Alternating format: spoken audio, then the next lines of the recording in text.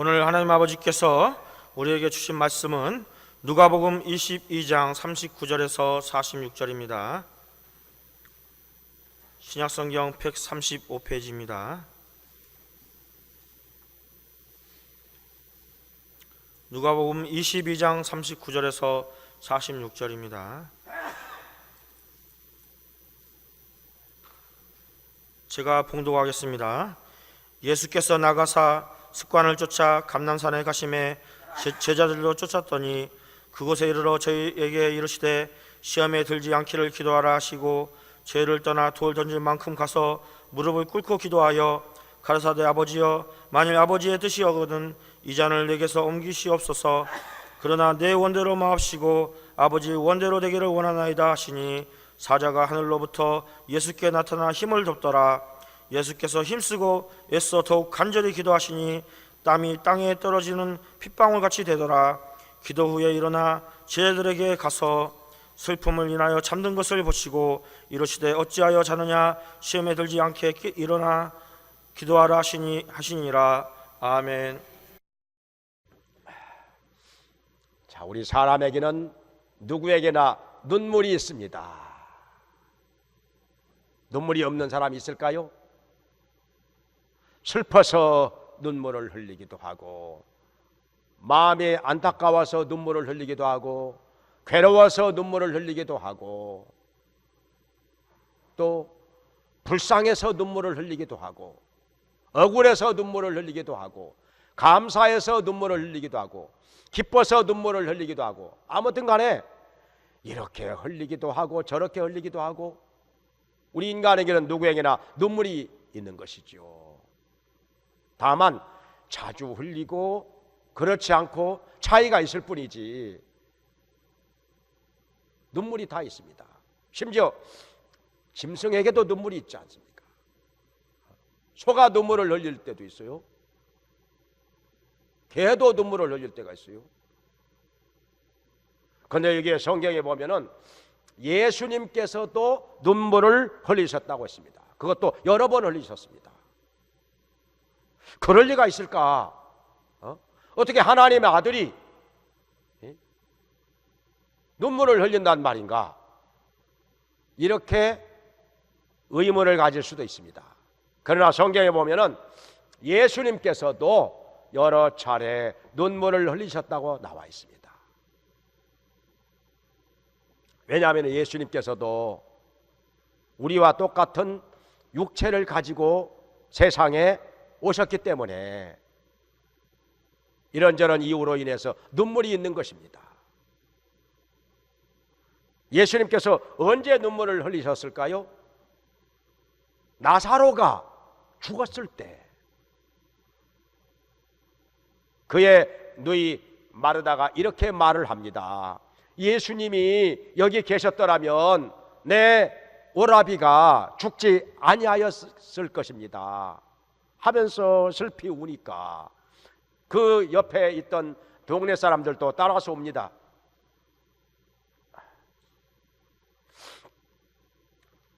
그러니까 예수님께서 이것을 보시고 우셨더라. 예수님께서도 우셨습니다. 왜 우셨을까요?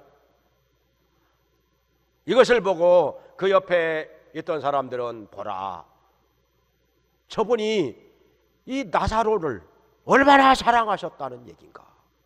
그러니까 눈물을 흘리시는 것 아니겠느냐. 맞습니다. 나사로를 사랑하였기 때문에 사랑하는 나사로가 죽었음을 인하여 눈물을 흘리셨다 하는 거 맞는 얘기죠. 그러나 단순히 그것만은 아닙니다. 사람들의 마음이 강팍함을 인하여 예수님께서는 눈물을 흘리셨던 것입니다. 왜냐하면 사람들 마음이 강팍하기 때문에 말씀만 가지고는 예수님을 믿지 못합니다.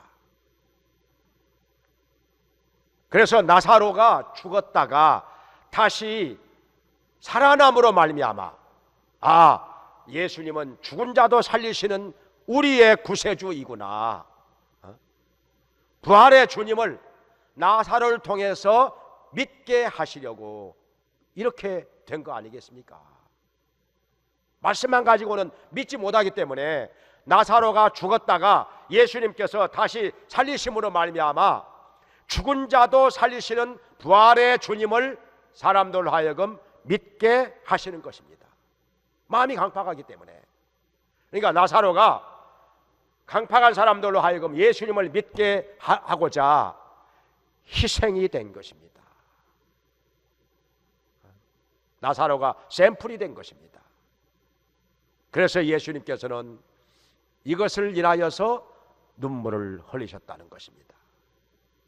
또 한 가지, 여기 예수님께서 나귀를 타고 예루살렘 성에 들어가시는데 많은 사람들이 길 양쪽 옆에 서서 종려나무 가지를 흔들면서 호산나 호산나 우리를 구원하소서 주 다윗의 자손이여 주의 이름으로 오시는 왕이여 이렇게 찬송을 부르는 것입니다. 그런데 예수님께서는 이것이 마냥 즐거운 일만은 아니었던 것입니다. 예루살렘을 보시고서 눈물을 흘리십니다. 왜 그렇게 눈물을 흘렸을까요? 예수님께서 예루살렘을 보시고 눈물을 흘리시면서 말씀하시기를 예루살렘아 예루살렘아 내가 평화에 관한 일을 알았더라면 얼마나 좋았겠느냐. 그런데 이것을 알지 못하는구나. 사람들이 쳐들어와 가지고 예루살렘을 에워싸고 토성을 쌓고 그 안에 있는 너희와 너희 자녀들을 메어치고 죽일 것이다 하면서 우셨던 것입니다. 그러니까 예루살렘이 장래에 얼마나 비참한 일을 당할 것인가 이것을 아셨기 때문에 이것을 바라보시면서 눈물을 흘리셨던 것입니다. 이게 무슨 사건인고 하니 예수님께서 십자가에 못 박혀 죽으신 후에 약 40년 가까이 지나고 나서 AD 70년이 되었을 때 예루살렘에서 폭동이 일어났습니다.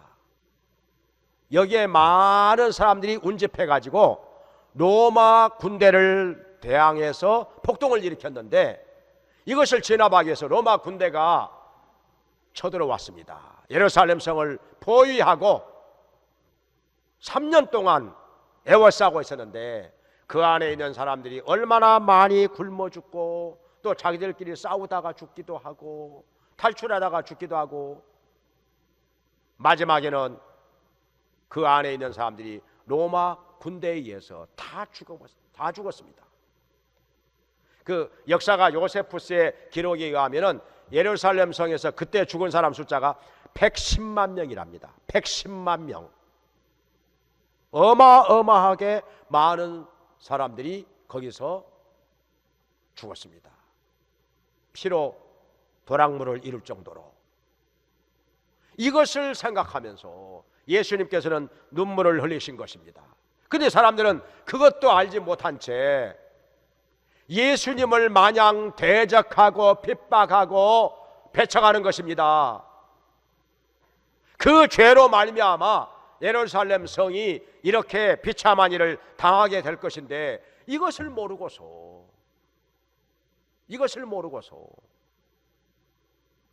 사람들의 무지하고 어리석고 완악함을 인하여서 그렇게 눈물을 흘리셨던 것입니다. 그리고 또 여기 오늘의 이 본문에서 예수님께서는 제자들을 데리고 감람산으로 올라가셨습니다.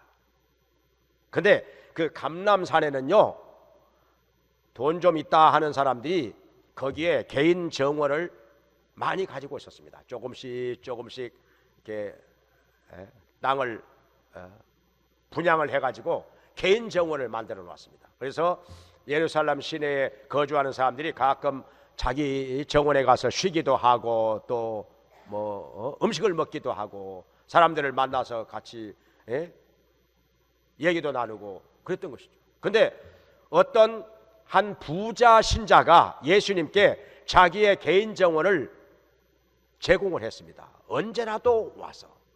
거기서 쉬기도 하고 기도도 하고 제자들과 함께 대화도 나누고 그렇게 하도록 했던 것입니다. 거기가 어디냐면은 감람산에서도 겟세마네 동산이었던 것입니다. 그런데 예수님께서는 베드로, 야고보, 요한 이 세 명의 제자들을 데리고 그 겟세마네 동산에 올라가셔서 이렇게 이렇게 말씀하십니다. 시험에 들지 않도록 기도하라. 시험에 들지 않도록 기도하라 말씀하시고 나서 돌을 던질 만큼 떨어져서, 그러니까 한 몇십 미터 떨어졌겠죠. 좀 떨어져서 가신 후에 무릎을 꿇고 엎드려서 하나님 아버지께 간절히 부르짖고 기도합니다. 아버지여, 할 수만 있거든 아버지의 뜻이거든 이 잔이 내게서 지나가게 하옵소서. 그러나 나의 원대로 마옵시고 아버지의 원대로 되기를 원하나이다 하면서 얼마나 부르짖고 간구하시는지. 여기 성경에 보니까 43절에서는 천사가 하늘로부터 나타나서 힘을 돕더라. 예수님의 그 힘을 도왔더라. 왜냐하면 기도가요 그냥 그렇게 편안하게 쉬운 것만은 아니거든요. 이렇게 예수님 같이 큰 소리로 부르짖고 간구하려고 하면은 얼마나 이게 힘이 든 일인지, 정말 중노동 중에 중노동입니다. 그러니까 천사가 나타나서 힘을 돕더라 했습니다. 그리고 이게 44절에는 뭐라고 말씀하시는 거 아니? 예수님께서 땀을 흘리는데 그 땀방울이 땅에 떨어지는 핏방울 같았더라. 그러니까 피가 뭐 나왔다는 얘기도 아니고 피가 섞어져 나왔다는 얘기도 아니고 땀이 흐르는데 마치 사람이 상처를 입어가지고 핏방울이 뚝뚝뚝뚝 비 오듯이 쏟아지는 것처럼 예수님께서 그렇게 땀을 비 오듯이 흘리셨다는 것입니다. 그때 날씨가 쌀쌀한 날씨인데 숯불을 쬐야 될 정도로 불을 쬐야 할 정도로 쌀랑쌀랑한 날씨인데 그것도 난장에서 얼마나 힘쓰고 애쓰고 간절히 소리를 높이면서 기도하셨으면 그렇게 땀이 비 오듯이 흘렀을까요? 근데 여기 성경에 보면 땀만 흘리신 것이 아닙니다. 히브리서 5장 7절에 보면은 이렇게 말씀했습니다. 그가 육체에 계실 때에 자기를 능히 죽음에서 구원하실 이에게 심한 통곡과 눈물로 간구와 소원을 올리셨고 그 경외하심을 인하여 들으심을 얻었느니라. 이건 예수님께서 바로 이 자리 겟세마네 동산에서 큰 소리로 기도하실 때 통곡과 눈물로, 이 심한 통곡과 눈물로 간구와 소원을 하나님께 올리셨다는 것입니다. 그리고 하나님께서 그 기도 들어주셨다는 것입니다. 그러니까 예수님께서 여기서 기도하실 때 땀도 비 오듯이 쏟아졌지만 눈물로 기도하셨다는 것입니다. 통곡과 눈물로. 그런데 예수님께서 얼마나 큰 목소리로 부르짖고 간구하셨는고 하니 수십 미터 떨어진 데서 졸고 있던 제자들이 예수님의 기도 소리를 다 들었습니다. 다 들었어요. 들었으니까 이 성경에다가 기록을 한 것이죠. 기도의 내용을. 아버지여, 아버지의 뜻이었던 이 잔을 내게서 지나가게 하옵소서. 그러나 나의 원대로 마옵시고 아버지의 원대로 되기를 원하나이다. 이 기도 소리가 수십 미터 떨어진 거기다가 졸고 있는 제자들의 귀에 정확하게 들렸다는 거죠. 그러니까 그걸 들어가지고 여기 복음서에다가 기록을 했던 거예요. 예수님께서 분명한 목소리로 그렇게 기도를 했던 것입니다. 땀을 흘리며 눈물을 흘리며. 그러면은 여기서는 예수님께서 왜 그렇게 눈물을 흘리셨을까요? 자기의 처지가 불쌍해서 죽는다고 하는 것이 슬퍼서 그러셨을까요? 그것은 아닙니다. 그것은 아닙니다. 왜냐하면 예수님께서는 그 전에도 여러 차례 말씀하셨습니다. 인자가 예루살렘에 올라가면 대제사장들과 서기관들과 장로들에게 붙잡혀서 능욕을 당하고 십자가에 죽을 것이요 3일에 살아나리라. 자신의 죽을 것과 부활에 대해서 여러 차례 말씀하셨습니다. 사실 예수님께서는 이 땅에 오실 때 안 죽기 위해서 오신 것이 아니라 죽기 위해서 오셨습니다. 우리 죄인들을 죄와 사망에서 구원해 내시고자, 우리에게 영원한 생명을 주시고 천국으로 인도해 주시고자 죽기 위해서 오셨다는 것입니다. 왜냐하면 히브리서 9장 22절에 말씀하시기를 피 흘림이 없은즉 사함이 없느니라 말씀하셨는데, 레위기 17장 11절에서 육체의 생명이 피에 있기 때문에 피로써 죄를 속하느니라 말씀하셨습니다. 그러니까 사람의 생명이 피에 있기 때문에 피 흘림으로 말미암아 죄 사함이 있다는 것입니다. 우리의 죄를 씻기 위해서는 가장 귀한 것, 우리 인간에게 있어서 가장 귀한 것, 그 피 흘림으로 말미암아 죄 사함이 주어진다는 것입니다. 그래서 하나님 아들 예수님께서 죄 없는 분이지만은 우리를 위해서, 바로 우리 죄인들을 위해서 십자가에서 피를 쏟으시면서 속죄의 제물로 죽으신 것입니다. 그래서 여기 예수님께서 기도하시는 것은 안 죽게 해달라는 기도가 아니었습니다. 사실은 죽게 해달라는 기도입니다. 왜냐하면 여기 아버지여, 아버지의 뜻이었던 이 잔을 내게서 옮기시옵소서. 그러나 나의 원대로 마옵시고 아버지의 원대로 되기를 원하나이다, 이렇게 말씀하셨습니다. 그러니까 육체가 있기 때문에, 예수님께서도 우리와 똑같은 육체가 있기 때문에 안 죽고 싶지만은 그러나 죽게 해달라는 것입니다. 왜냐하면 죽어야만이, 십자가에서 죽어야만이 그 피 흘리심으로 우리의 죄가 사하여지고 우리가 구원을 받게 되기 때문에, 믿습니까? 성경에 이렇게 말씀하셨죠. 이사야 53장 5절에서 그가 찔림은 우리의 허물을 인하며 그가 상함은 우리의 죄악을 인함이라. 그가 징계를 받음으로 우리가 평안을 누리고 그가 채찍에 맞음으로 우리가 나음을 입었도다. 그러니까 예수님께서 십자가에서 찔리시고 상하시고 죽으심으로 말미암아 우리의 죄와 허물이 씻음을 받게 된다는 것입니다. 사함을 받게 된다는 것이죠. 또 이렇게 성경은 말씀하고 있습니다. 우리는 다 양 같아서 그릇 행하여 각기 제 길로 갔거늘 여호와께서는 우리 무리의 죄악을 그에게 담당시키셨도다. 우리의 죄로 말미암아 우리가 죽어야 되는데 예수님이 우리의 죄를 짊어지고 대신 죽으셨다는 것입니다. 우리의 죄를 예수님에게 옮겨주셨다는 것입니다.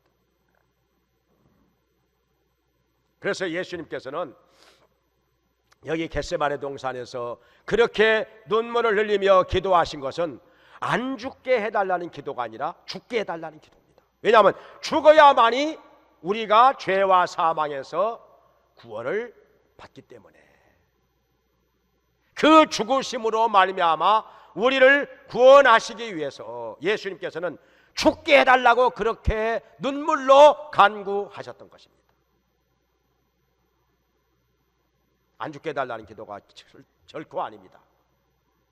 그러니까 히브리서 5장 7절에서 말씀하시기를 육체에 계실 때 자기를 죽음에서 능히 구원하실 이에게 심한 통곡과 눈물로 간구와 소원을 올리셨고 그 경외하심을 인하여 들으심을 얻었다.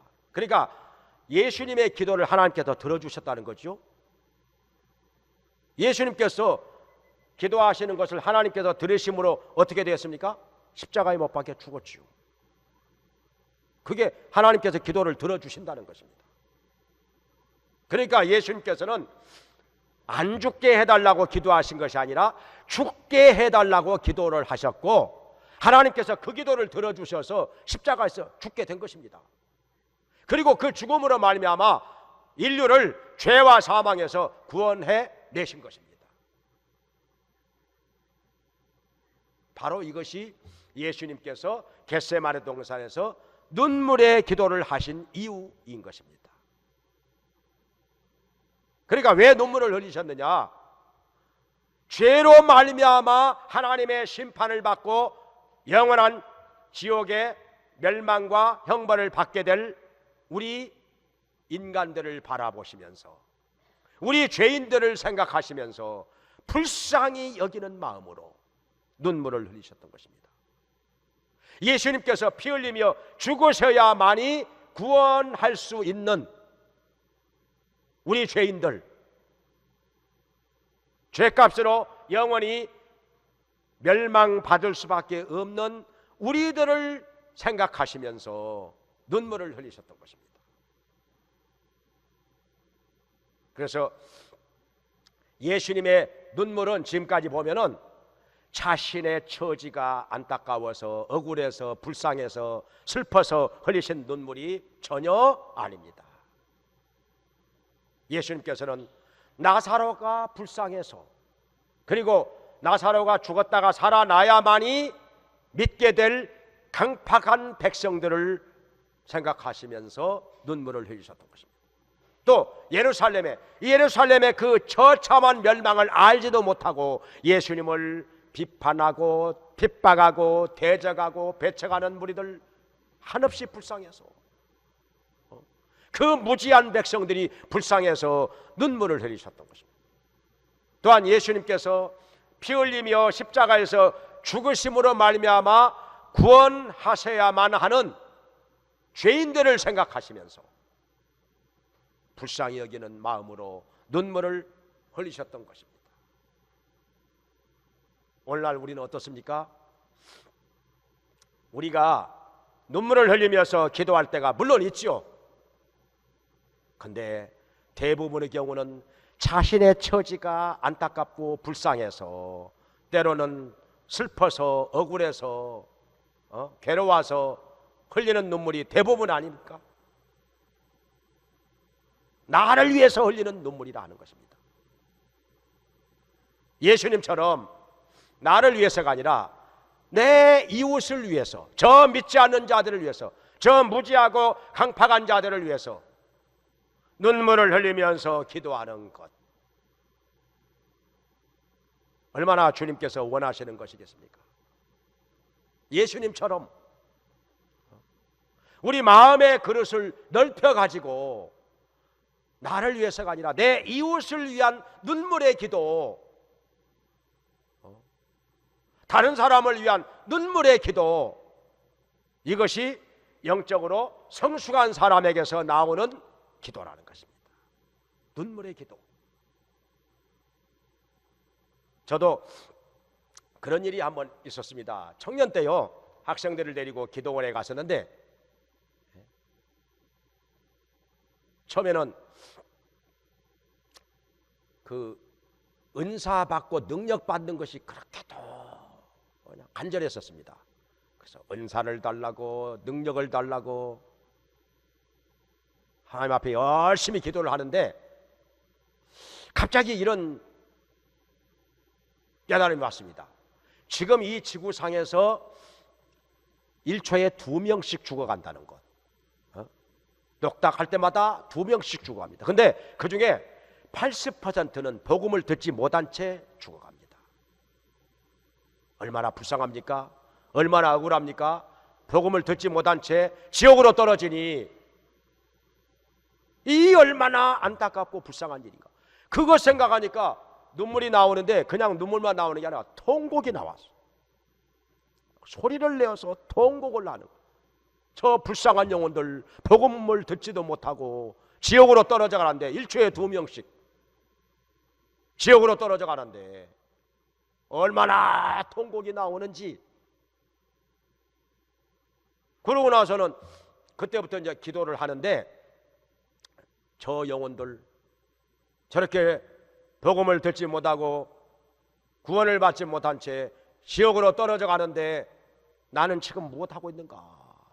나는 지금 무엇하고 있는가? 이렇게 세월을 보내서야 되겠는가? 한 영혼에게라도 복음을 전해서 그들이 구원을 받게 해야 되는데, 이것을 위해서 기도를 하기 시작을 했던 것입니다. 그래가지고 열심히 기도를 하는데, 기도원에서 하루에 4번씩 집회가 있는데 그 집회에 참석하고 나서 항상 맨 나중까지 남아서 기도하고, 또 그것도 모자라서 산에 올라가서 바위에 올라가서 기도하고. 그런데 갑자기 방언이 나오는 거예요. 별로 구하지도 않았는데. 그래서 하나님께서는 이렇게 먼저 구할 것을 먼저 구하고 나니까 나에게 필요한 것은 별로 구하지 않았는데도 이렇게 주시는구나. 그때부터 여러 가지 은사를 체험을 하게 된 것이죠. 그리고 기도원에서 집으로 돌아온 후에부터 주일마다 계속 다른 사람들과 이렇게 손을 잡고 온 동네 다니면서 우리 면에 있는 이 30개 마을, 그 마을을 다 돌아다니면서 너방전도 축원전도를 했었지요. 근데 그게 그 눈물의 기도가 아니었다면은 그런 용기가 안 생겼을 것입니다. 왜냐하면은 인간적으로 창피하고 참 사람들 앞에 나타나기도 싫고 이런 모습으로. 근데 나를 통해서 한 영혼이라도 구원을 받을 것이라면은 내가 무엇인들 못하겠는가? 내가 죽음으로써 한 영혼이라도 구원받는다면 그것도 해야 되지 않겠는가? 그런 생각이 들면서 그렇게 전도를 하기 시작했던 것이죠. 자, 오늘날 우리가 영적으로 어린아이 상태에 머물러 있으면 나를 위한 기도밖에 안 됩니다. 그냥 기껏해야 나를 위해서 내 처지가 슬퍼서 눈물을 흘리는 기도밖에 안 되는 것이죠. 그런데 영적으로 성숙하게 되면은, 예수님을 닮아가게 되면은 나를 위해서가 아니라 내 이웃을 위해서, 믿지 않는 사람들을 생각하면서, 저 불쌍한 처지에 있는 사람들을 생각하면서, 마음이 강팍한 사람들을 생각하면서 그들을 위해서 눈물로 기도하게 된다는 것입니다. 예수님처럼. 예수님의 이 눈물의 기도로 말미암아 하나님께서 그 기도를 들으시고 예수님은 십자가에서 죽게 되신 것이고, 마지막 죽으실 때 예수님은 그렇게 말씀하셨습니다. 다 이루었다. 그러니까 뭘 이루었다는 것이냐? 어떤 예수님 자신의 개인적인 소원이 이루어졌다, 그게 아니라, 이 다 이루었다는 말은 헬라어로 테텔레스타이, 빚을 다 갚았다, 세금을 완납했다 하는 것입니다. 그 당시에 오늘날의 그 세금, 그 로마 시대의 세금 그 완납 영수증에 보면은 전부 다 테텔레스타이 찍혔어요. 테텔레스타이, 테텔레스타이, 다 이루었다, 완납했다, 모두 지불했다. 그러니까 뭘 지불했다는 것이냐? 우리의 죄의 빚을 예수님께서 대신 갚아주셨다 하는 것입니다. 예수님께서 대신 치르셨다는 것입니다. 그게 다 이루었다, 테텔레스타이. 그러니까 예수님께서는 자신의 죄 때문에 십자가에서 죽으신 것이 아니라 바로 우리의 죄를 대신 짊어지고서 우리를 위해서 십자가에서 피를 흘리며 죽으신 것입니다. 우리의 빚을 대신 갚아주시기 위해서. 그래서 다 이루었다 말씀하시고 그렇게 운명하신 것입니다. 오늘날 우리는 어떻게 해야 되겠습니까? 이 예수님께서 바로 나의 죄 때문에 십자가에서 죽으신 것을 깨닫고서 예수님을 구주로 믿을 뿐 아니라 이제는 영적으로 더 성숙한 자가 되어서 나를 위해서 그 자질구레한 거 그것 때문에 울고 웃고 이제는 그런 모습에서 벗어나서 성숙한 사람이 돼 가지고 다른 사람을 위해서 내 이웃을 위해서 눈물로 기도하는 사람, 예수님 닮은 사람 되기를 주님의 이름으로 간절히 축원합니다. 기도하겠습니다.